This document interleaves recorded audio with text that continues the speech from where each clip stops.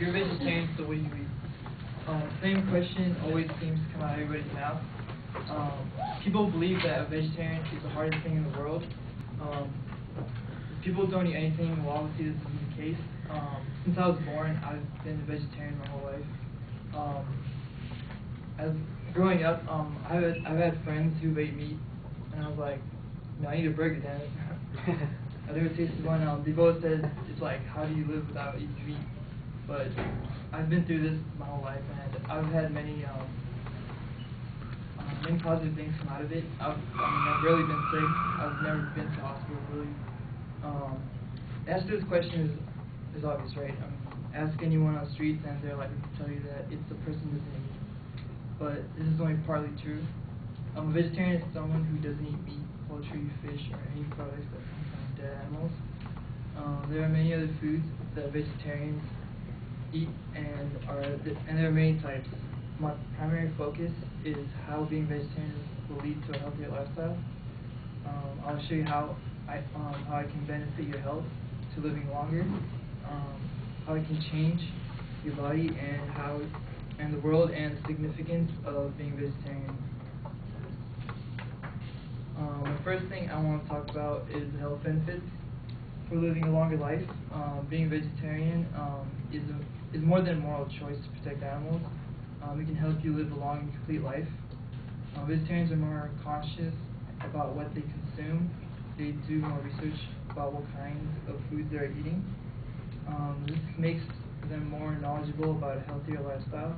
And in addition, this helps them maintain a healthier weight than people who follow diet plans.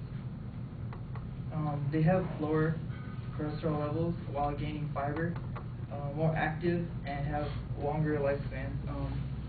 Being active combined with their healthier lifestyles helps them from being obese also, and this is an ideal lifestyle to raise your family because it provides with a quality lifestyle. Most vegetarians have an effective digestive system. Keep in mind that any diet can be unhealthy. It's from what you eat. If you have too many fatty foods or fatty snacks or fried foods, you're obviously gonna not be able to get into it. For the ladies, being vegetarian can improve your skin complexion based on food choices that you make. Choices are always there, and it's your decision to choose the best fit for you and your family. Now, the second idea I have is how being a vegetarian can change your body and the world. More than 3% of U.S. adults are vegetarians, and according to American Dietetic Association, they say vegetarian plans tend to result in lower rates of heart disease, high blood pressure, type 2 diabetes, and some forms of cancer. Vegetarians also tend to have lower body mass indexes and cholesterol levels. Research studies on goveg.com stated these 4 main points. Vegetarians are 50% less likely to develop heart disease. They have a 40% lower chance of cancer than meat eaters. Meat eaters are 9 times more likely to be obese than vegans who don't eat any animal products. And vegetarians have stronger immune systems than meat eaters also. And the fourth point I have is vegetarians and vegans live on average 6 to 10 years longer than meat eaters. So staying away from meat also helps the environment. Studies from the same site shows that eating 1 pound of meat emits the same amount of greenhouse gases as driving an SUV 40 miles. In 2006, the United Nations called the meat industry one of the top 2 or 3 most significant contributors to most serious environmental problems at every scale, from local to global. So my third point, last point, is the significance of being vegetarian. Foods like high-quality protein from beans, legumes is much less expensive than protein diverted from meat. Vegetarians often find that grocery tabs go down as they avoid buying meat and those kind of materials, foods, which tend to be higher priced than vegetarian fare. However, a problem can arise because vegetarians are typically interested in health. or become more interested in healthy options as they pursue the lifestyle, leading them to prefer fresh, organic, and natural food, which is more expensive as rules than standard commercial and processed items. All of the health benefits can be considered huge economic advantage as well. It's common for people to become vegetarians because they are uncomfortable with the idea of killing animals for food, particularly with increased awareness and cruelty to animals that occurs in factory farms and slaughterhouses. People who continue to eat meat, even while the moral issues bother them, are forced to look the other way or feel some degree of guilt, while vegetarians often involved in animal rights organizations to further the cause of more humane treatment.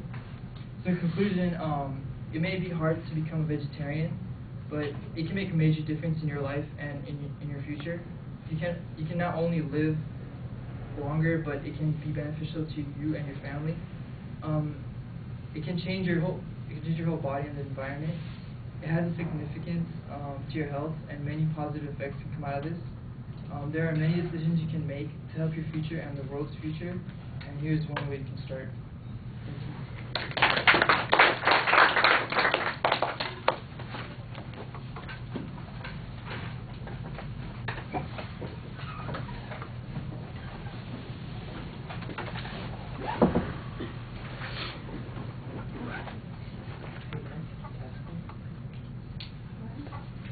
So, Joanna, what did you think?